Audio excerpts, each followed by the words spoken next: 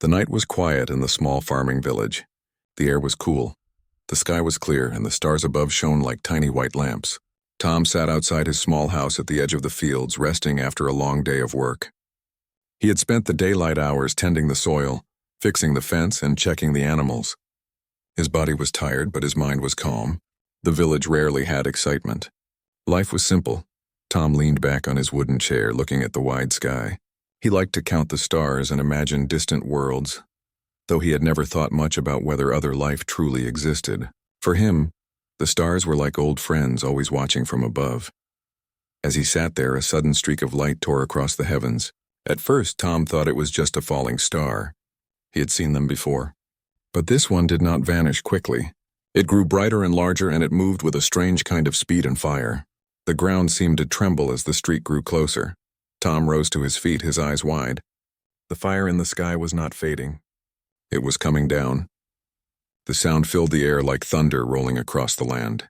The night birds scattered from the trees, and the animals in the barns began to cry out in fear. The streak of fire crashed into the distant fields with a deafening roar. A ball of flame rose upward as smoke spread in the dark sky. Tom felt the shockwave rush across the land. It shook his house, rattled the glass of the windows, and knocked over the chair he had just left behind. His heart raced. Something had fallen from the sky, and it was no small thing. The fire burned bright in the distance, painting the horizon with red and orange. Without hesitation, Tom grabbed his coat and rushed toward the crash site. The ground was rough, and his steps were uneven as he ran through the fields. He could hear the flames crackling even from far away. Every instinct in his body told him danger was ahead, but curiosity and something deeper pulled him forward. He could not explain why, but he felt as if he was meant to see this. As Tom reached the edge of the crash site, the heat struck him. The field that once grew wheat was now torn apart, a long trench carved into the soil. At the end of that trench rested something unlike anything he had ever seen. It was not a rock, not a plane, not anything human-made. It was a ship. The craft was broken open, glowing red from fire and torn metal. Sparks flew as pieces of strange machinery cracked and melted in the heat. The sight was otherworldly. Tom's breath caught in his throat. He could not look away. For a moment he thought no one could have survived. The ship was too damaged. But then through the smoke he saw movement. A figure struggled to crawl out of the wreckage. It was not a man. The figure was slender and tall, with skin that shimmered faintly like silver under the flames. The being's hair was dark, flowing down the shoulders, and the eyes glowed faintly, almost like light caught in crystal. The being collapsed against a piece of broken metal, too weak to move further. Tom's heart pounded harder. Fear struck him, but so did pity. The creature was alive and suffering. Without thinking of his own safety, Tom rushed forward. The heat burned against his skin, but he pushed through. He wrapped his arms around the figure, surprised at how light it felt, and pulled it away from the wreckage. The being let out a weak sound, more a whisper than a cry. Tom carried it to the edge of the field, away from the worst of the fire. He laid it down gently on the grass. The silver skin was cut and bruised. The clothing was torn, made of material Tom had never seen before, with patterns that shimmered faintly. The being's lips moved, and Tom leaned closer. The voice was broken, accented, but he could understand it. "You saved me, mate." Tom froze. The word struck him with surprise. Mate. Why would it call him that? Did it mistake him for someone else? He had no answer. The being's eyes closed, and it slipped into unconsciousness. Tom looked around. The fire still burned, and the wreck could draw others soon. He knew he could not leave the being there. Gathering his courage, Tom lifted the alien once more and began the slow walk back to his house. His arms shook with the effort, but he refused to stop. The night was still, yet Tom felt the world had just changed forever. When he reached his home, he carried the being into his barn. He placed it carefully on a bed of hay, covering it with an old blanket. The faint glow of its eyes flickered as if it struggled between waking and sleep. Tom sat beside it, still trying to understand what had happened. A ship had fallen from the sky. Inside that ship was a living being unlike any he had ever known. And that being had called him mate. His mind raced with questions. Who was she? Where had she come from? Why had she fallen here near his home instead of somewhere else in the wide world? He looked at the still form resting in the barn. Whatever the answers, Tom knew one thing. His life would never be the same again. Tom stayed awake the rest of the night, listening to the faint breathing of the alien. At times it was weak, at times steady. He brought water, though he was unsure if it could drink. He waited, his eyes never leaving the figure. The first light of dawn touched the fields, painting the world in gold. The fire in the distance had begun to die out, but the smoke still rose high into the morning sky. Tom knew people in the village would see it soon. They would ask questions. They might even go to the site. He also knew he could not let them find her. If they saw what he had brought home, fear would guide their actions. They would call her dangerous. They might even harm her. Tom could not allow that. When the alien stirred again, Tom leaned close. The glowing eyes opened slightly. The lips moved once more, shaping words with effort. "Safe. Here?" she asked in a weak tone. "Yes," Tom answered softly. "You are safe." Her eyes closed again, but this time it seemed more like rest than weakness. Tom sat back, his thoughts heavy. He had promised safety without knowing how he would keep it. But a strange resolve filled him. Somehow he would protect her. The world outside carried on as always, but for Tom, the night of fire in the sky had brought something new. Something alive, something that called him mate. And though he did not yet understand why, he felt that he had been chosen. The morning sun rose higher, warming the village fields, but inside Tom's barn the air was cool and quiet.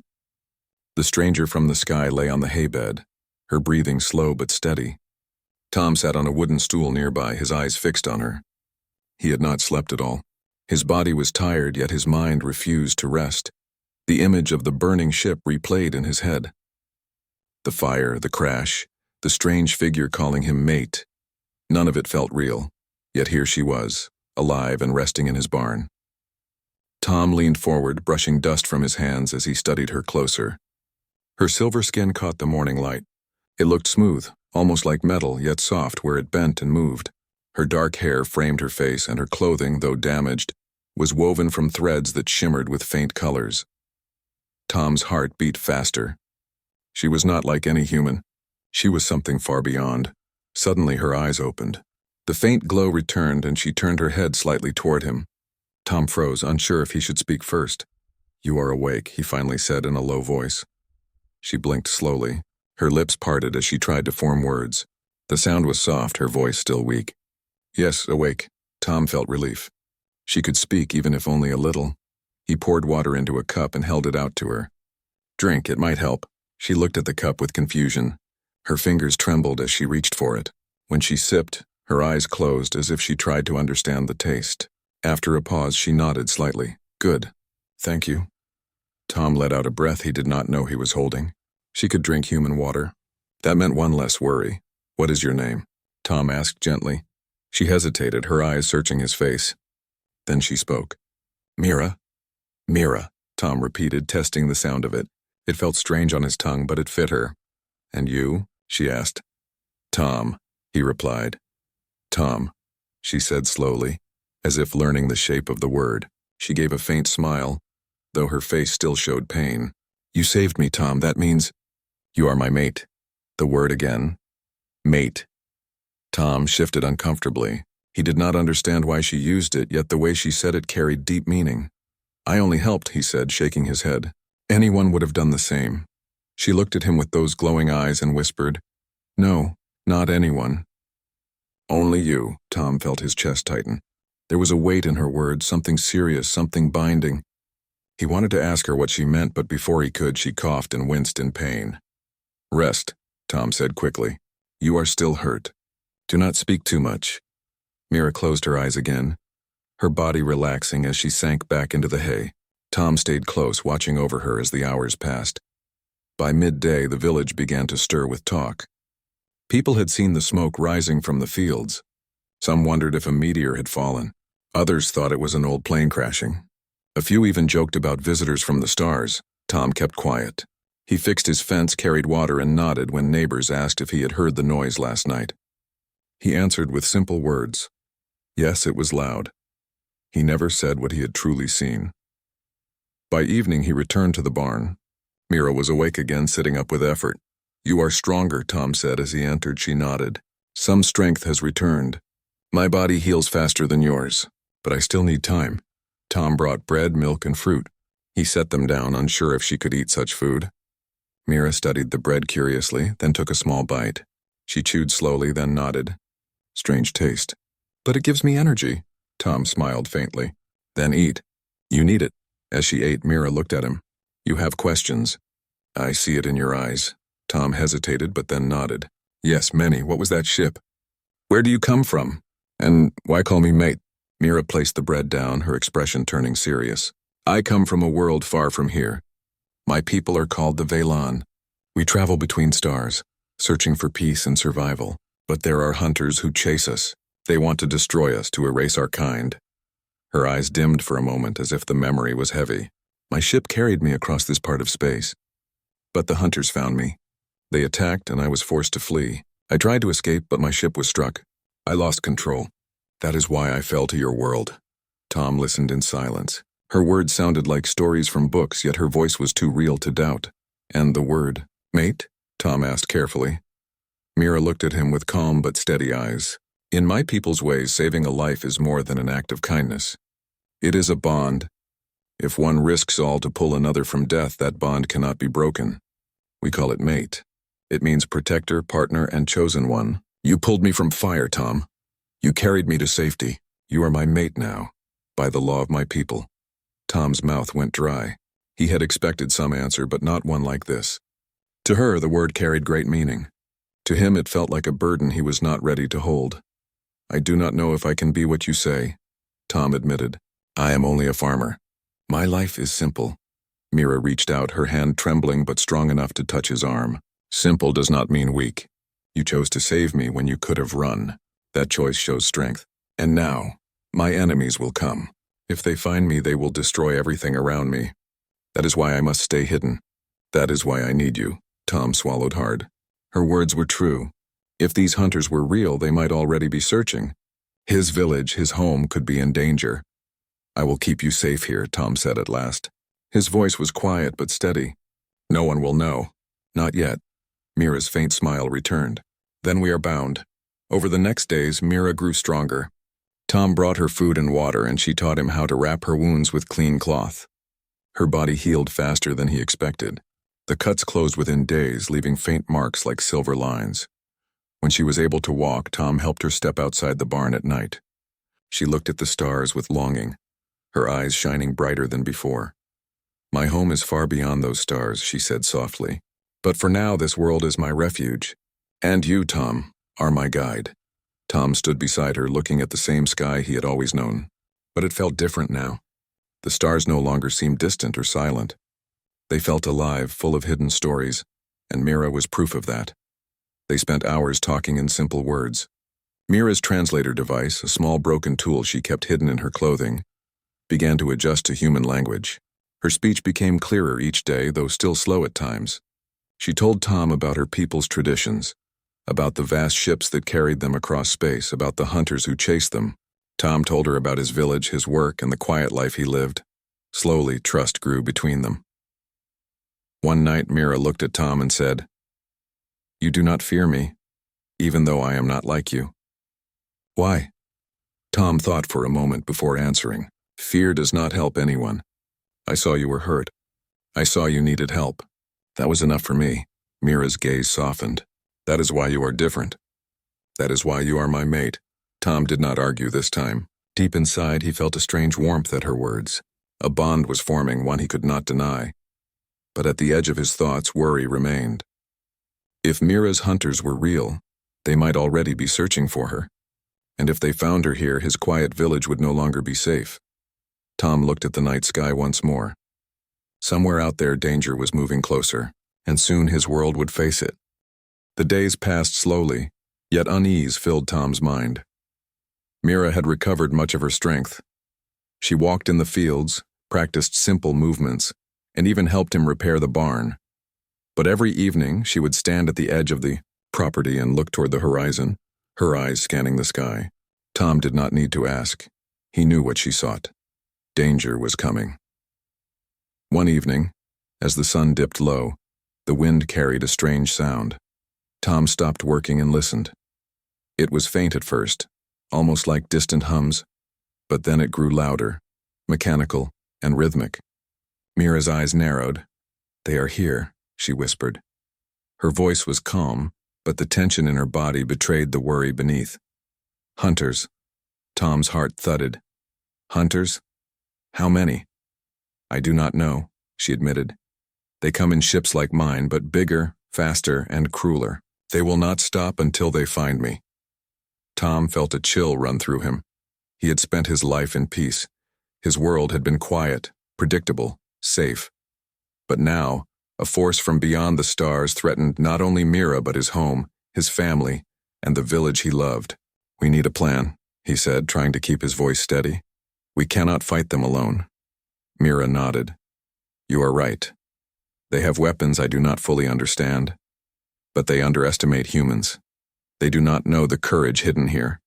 Tom swallowed hard. "I do not know if the villagers will listen. They might be afraid." "They will follow you if they see your courage," Mira said. Her glowing eyes met his. "You have the strength of choice, Tom. That is what makes humans special." Tom felt a strange pride, though mixed with fear. He had no weapons, no army, only his knowledge of the land, the fields, and the people he had known all his life.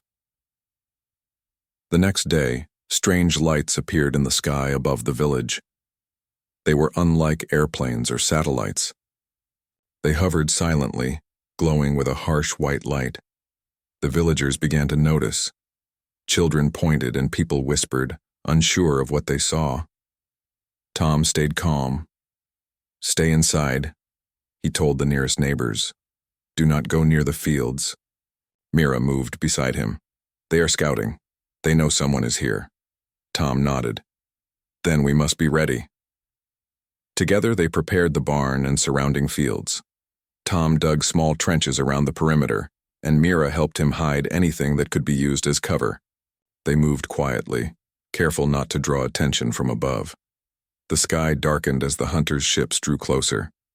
Tom could see their shapes now, sleek, metallic, with strange weapons mounted along their hulls. The ships did not circle or hesitate. They hovered with a purpose, searching. Mira's jaw tightened. "They smell fear. They can sense life.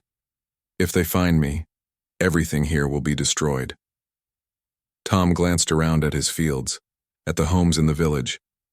He had lived here all his life. He had tilled the soil, repaired roofs, and cared for animals. He could not let that life vanish, not without a fight. "Then we fight smart," he said, more to himself than to Mira. "We will not face them head on. We will use the land, the fields, the barns. We can outsmart them." Mira studied him and a small smile appeared. "Your courage is remarkable, Tom. It gives me hope." The hunters began sending drones down to the fields. Small machines, fast and sharp, moving like insects over the grass. Their purpose was clear: locate Mira and report her position. Tom and Mira crouched in the barn, watching through cracks in the walls. The drone's lights scanned the land, their sensors bright against the darkness of the evening. "They will come closer," Mira said softly. "We must act before they touch the village." Tom nodded. He had no weapons like the hunters, only the tools he had in his barn: ropes, poles, fire lanterns, and basic farming equipment. He and Mira worked quickly, setting traps along the field edges, arranging ropes to trip drones, and positioning mirrors to reflect sunlight into their sensors. When night fully fell, the first drone approached too close to the barn. Mira signaled and Tom triggered a hidden trap. A rope snapped the drone's legs, causing it to crash into the ground with a metallic clatter. Sparks flew as it twitched, but it did not send a signal. Mira's eyes glowed faintly. "Good work, Tom. We can do this." The hunters reacted, sending more drones. Each time, Tom and Mira used quick thinking and clever tricks to disable them. They lured one into a trench, blocked another with stacked crates, and even used fire lanterns to confuse the sensors. Hours passed. Tom's muscles ached. Mira's strength was returning, but even she needed rest. Yet neither of them stopped. Every moment of delay gave the hunters a chance to discover the barn, and with it, the life they were protecting. Around midnight, the largest ship descended slowly above the fields. Its engines hummed with a power Tom had never felt before. Lights scanned in sweeping motions. Mira's voice was urgent. "They have found the area. They will search more carefully now.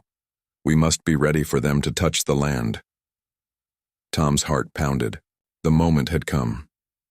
He had no idea if they could win, but he knew they could try. Mira instructed him on positions. "When they land, do not run. They will expect fear. Stand your ground. Use the traps. Show them humans are not weak." Tom nodded, gripping a long pole.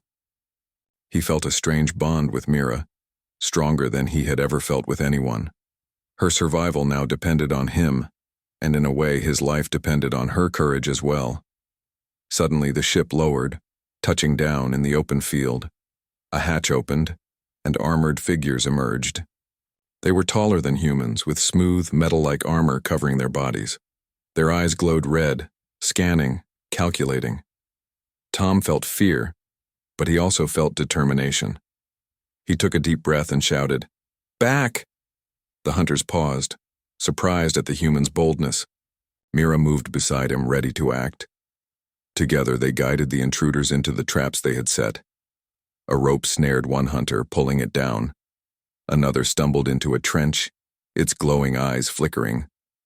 Tom swung the pole, knocking a small drone that tried to fly toward them. Mira used her strength to push the hunters back, using speed and precision that only someone trained in survival could achieve. The fight was chaotic. Sparks flew, drones exploded, and the hunters realized they had underestimated their opponents. Tom's knowledge of the land gave him advantage, and Mira's strength and alien abilities allowed them to move faster than the hunters expected. By the time the first light of dawn broke across the village, the hunters retreated to their ship.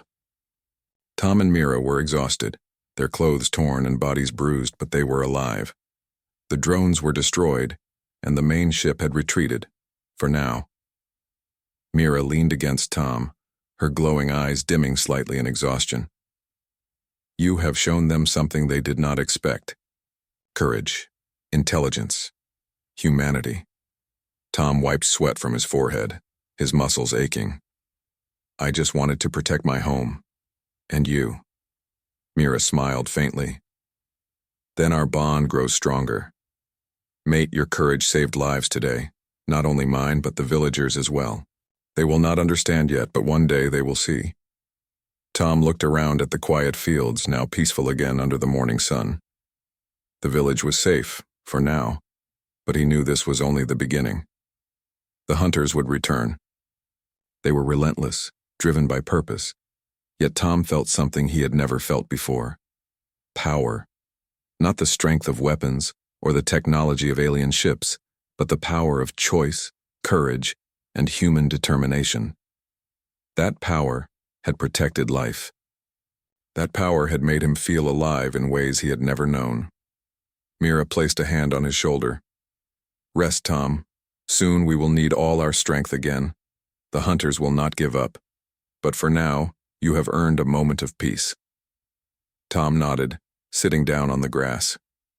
He looked at Mira, who now seemed almost human despite her alien form. Her trust, her dependence, and her bond had changed him. She had fallen from the sky, but she had given him something in return: purpose. And as the sun rose fully, casting golden light over the village, Tom realized that the quiet life he had once known was gone. The world had opened up to him in ways he could not yet fully understand. Above the fields, the stars still shone, and somewhere among them, danger still waited. But Tom was ready. Together with Mira, he would face it. The hunters had arrived, but so had human courage. The night sky over Earth was no longer calm. The stars that once gave peace now carried a sense of weight and danger. The alien fleet had entered the outer edge of the solar system, and their presence was no longer a rumor or a story in a report. Their ships were seen by telescopes, captured in images, and broadcast across every city. Humanity had no choice but to believe. In the center of the command hall, Mira stood beside Tomas and Lena. The great screen before them showed a swarm of dots moving slowly closer to Earth. Each dot represented a massive alien vessel. The scale of the fleet was overwhelming, yet the faces in the hall were not filled with fear alone. They carried determination. Rafi had just returned from a dangerous mission. He and his squad had intercepted one of the alien probes that had entered near Mars. The mission had cost him 2 ships, but he had brought back the probe intact.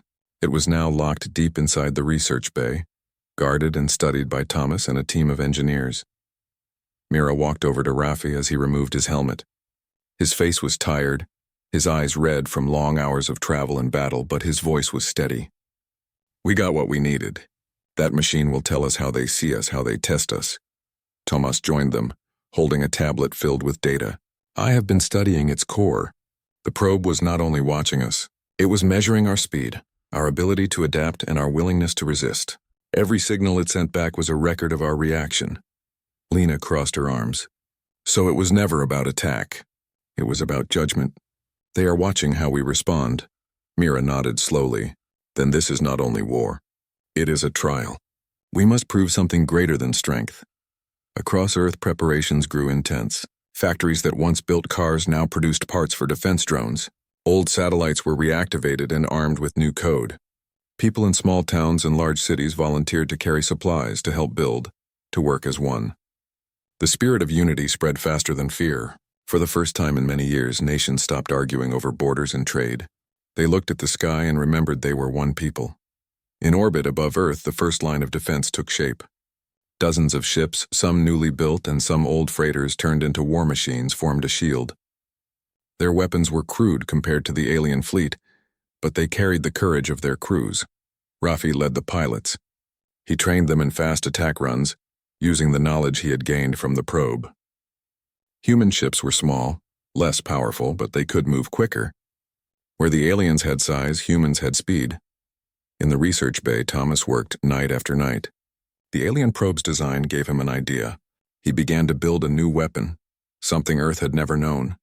It was not a giant cannon or a missile, but a wave device that could disrupt the alien control signals. If it worked, it could blind their machines and give humans an opening. Mira stayed by his side not as an engineer, but as the one who could see meaning where others only saw numbers. She studied the ancient ruins from the moon and compared them with the alien probe. She noticed the same patterns, the same style of thought. It was as if the aliens had faced this trial themselves long ago. "Do you see this?" she said to Thomas one evening, pointing at the star map etched in the moon's stone walls. "This path, these symbols, they are warnings left behind. We are not the first. Others have walked this road, and those who learned unity survived." Thomas looked at her with tired eyes, then smiled faintly. "Then we will join them. We will show that we belong among the stars." The day came when the alien fleet finally moved closer. From the darkness of space, their ships stretched like a wall of metal. They did not fire at once. Instead, small drones poured out, thousands of them, shining like cold sparks against the void. "First wave," Rafi said as he entered his fighter. "This is their test. They want to see if we scatter or if we stand together." The human fleet launched forward. Engines roared, weapons lit the blackness. Drones swarmed like a tide, but the pilots moved as one. Rafi's voice guided them through the storm. "Stay in formation. Cover each other. We are not fighting for ourselves, we are fighting for everyone watching below." The battle blazed across the sky. Explosions flashed like new stars. Ships twisted and turned in daring maneuvers. Human losses were real, but they did not retreat. Each sacrifice bought time for Thomas and Mira's device to charge. In the command hall, Lena watched the data stream. The alien drones were calculating, adapting, trying to find weakness, yet the humans surprised them. They did not flee, they did not surrender. They adapted faster, fought harder, and worked as one body. "Signal ready," Thomas said at last. His hands shook as he entered the final code. "If this fails, we may not get another chance." Mira placed her hand on his shoulder. "It will not fail. You built it with the spirit of Earth. That is something they cannot measure." The device released its pulse. A wave of invisible energy spread across the battlefield. Alien drones froze mid-flight, their lights dimming, their movements broken. For a brief moment, the tide turned. Rafi shouted through the comms, "Now! Strike while they are blind." Human ships surged forward, tearing through the frozen swarm. Cheers echoed in the command hall as the alien formation broke. For the first time, victory seemed possible. But the fleet was vast and the moment was short. The alien motherships adjusted, changing their signals. New drones poured out, stronger and faster. The humans braced for the next wave. Still, something had changed. The aliens had expected fear, retreat, surrender. Instead, they saw humans standing together, building weapons from scraps, fighting as if the stars themselves were their birthright. Lena turned to the others. They are watching. Every move we make tells them who we are. We must show them we will not kneel. The second wave crashed down, heavier than the first. The sky filled with fire once more. Yet the human spirit burned brighter. Families on Earth gathered in public squares, watching the battle unfold on screens. They did not cry only in fear, but sang old songs of courage.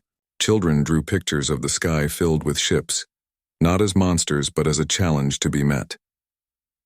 Mira felt the weight of it all. She closed her eyes and whispered, "Let them see us. Let them know humanity will never break."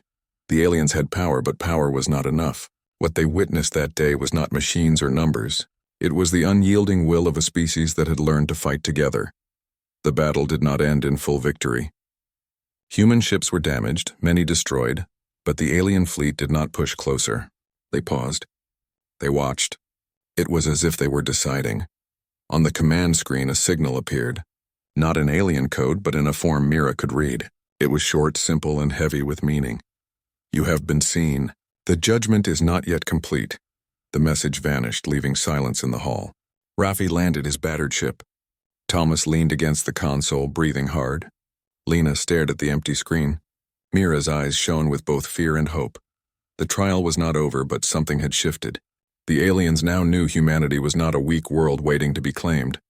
They were a people ready to stand among the stars, and as the fleet lingered on the edge of the system, the people of Earth prepared for the next step. The days after the first great battle were filled with silence and waiting. The alien fleet did not attack again. Their ships hung at the edge of the solar system like a dark wall, watching. Humanity held its breath. In the command hall, Mira, Thomas, Lena, and Raffi gathered every morning to read the latest reports. Human ships drifted in orbit, damaged but still proud. On Earth, cities were scarred by falling debris, but people worked together to rebuild. The message from the aliens remained in everyone's mind. "You have been seen. The judgment is not yet complete." Mira walked through the command hall one night when most of the officers had gone to rest. She stood before the great screen and whispered to herself, "What do you want from us? What are you waiting to see?" She thought of the ancient ruins on the moon, of the strange maps and warnings carved by hands long gone. She realized the truth. The trial was never about destruction. It was about choice. Would humanity show itself as a species that divided or one that stood united? Would it cling to fear or embrace courage? The next morning, Thomas came to her with a discovery. "The probe still sends small signals to the fleet. I tracked the pattern. They are not just recording data. They are asking us questions. They want to know how we see ourselves." Lena leaned over his shoulder. "How do you answer such a question?" Mira closed her eyes. "Not with weapons. With truth. They need to see not only how we fight, but why we fight." A council was formed. Leaders from every nation, scientists, soldiers, artists, and even children gathered in a vast digital assembly. For the first time in history, Earth spoke as one. They crafted a message, not of surrender, but of identity. The message was simple. Humanity declared itself as a people who fought not for conquest, but for survival, for freedom, for the chance to grow and learn. They admitted their flaws, their wars, their mistakes, but they also showed their art, their songs, their stories, and their dreams. They sent images of mountains and rivers, of laughter and tears, of hands reaching out to help one another. Raffi added his voice last. He stood before the camera in his damaged flight suit, still marked with burns from battle. His words carried across the council. "We are human. We are not perfect, but we are not afraid. If you come to rule us, we will resist. If you come to test us, we will endure. And if you come to know us, you will see we are worth knowing." The message was broadcast into the void. Then Earth waited. Hours passed, then days. The alien fleet remained still, their silent wall unbroken.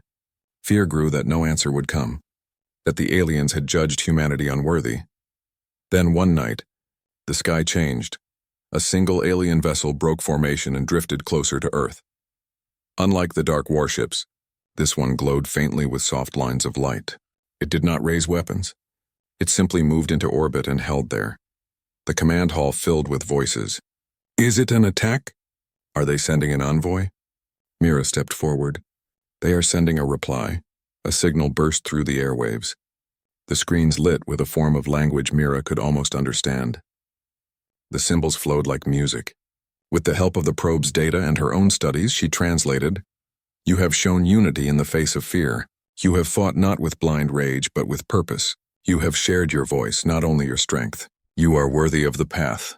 The hall was silent. People stared at the words as if afraid they might vanish. Then more symbols appeared. We are the Watchers. Long ago, others tested us as we now test you. Those who failed were lost. Those who endured became part of the greater order. Today we offer you the same choice. Stand with us or remain alone. Lena's heart pounded.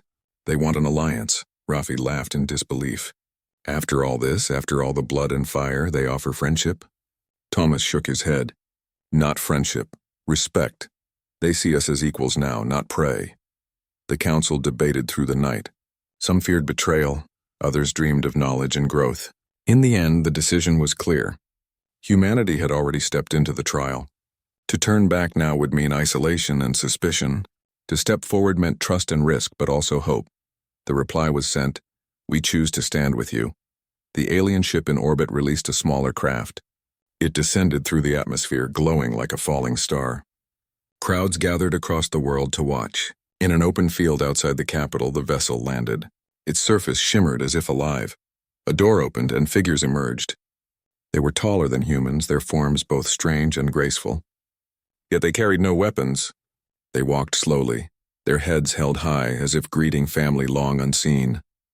Mira, Tomas, Rafi, and Lena were chosen to step forward as Earth's first envoys. The air was tense as they approached. Mira's heart raced, but she kept her head high. She remembered the song sung by children during the battle, the faces of those who rebuilt broken cities, the courage of pilots who never returned. She carried all of them in her steps. The leader of the alien envoys raised a hand. A device in its palm projected symbols into the air. Mira read them with care. We see you, children of Earth. We see your fire, your struggle, your will. The stars are wide, the journey long, but now you walk it with us. Tears filled Mira's eyes. She turned to her friends. Thomas gripped her shoulder. Rafi smiled with pride, and Lena nodded with quiet strength. The crowd erupted in cheers. Across the world, people celebrated not just survival, but arrival. Humanity was no longer bound to one planet. They had earned their place among the stars.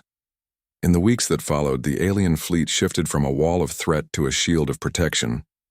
Knowledge flowed between species. Humans learned of worlds beyond imagination, of civilizations that had risen and fallen, of trials faced and passed. The aliens in turn studied Earth's art, music, and endless questions. But the greatest gift was not technology or power. It was the reminder that even in the vast universe, humanity mattered. They were not weak, not forgotten, not alone. One night, Mira stood on a hill overlooking the city. The sky above glowed with strange new lights, ships moving peacefully among the stars. She whispered to herself, We were tested, we were seen, and we were chosen. Behind her, Rafi laughed as he told stories to a group of children. Thomas worked with alien engineers, drawing new designs in the sand. Lena stood watching the horizon, planning the next steps for Earth's future. The trial had ended, but the journey had just begun. Humanity had claimed its place not by bowing, but by standing. Not by hiding, but by daring. And as the stars burned bright above, the people of Earth knew one truth that would guide them forever. Humans were meant for the stars.